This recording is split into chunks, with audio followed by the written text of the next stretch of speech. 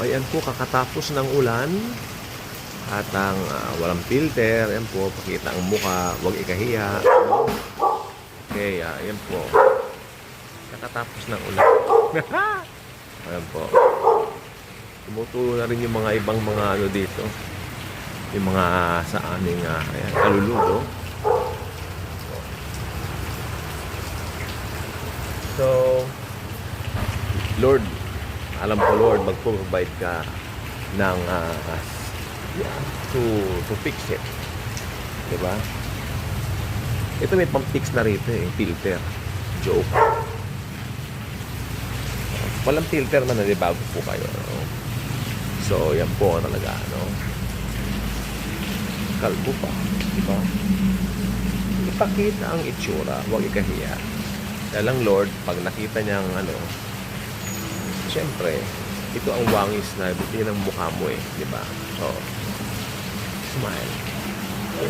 Always smile. If you belong to Jesus, you are always confident of who you are.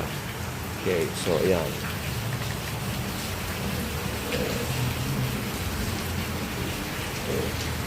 Okay.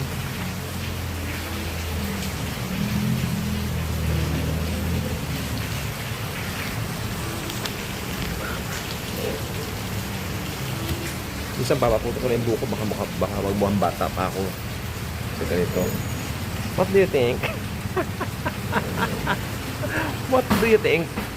Comment. Huwag mo komenta lang May comment na alam ko na sagot. Kalbo. Diba? Basta kay Lord tayo, masaya tayo. Be confident of who you really are. Sinungaling na yung camera nito Joke. Pero sa TikTok, yun ang totoo. Lakas ng ulan, Pero may pinapay daw dito para tumububuhok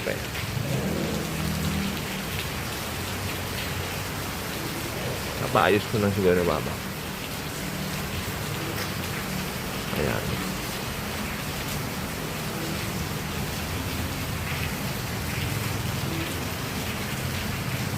Ano yan sa'yo?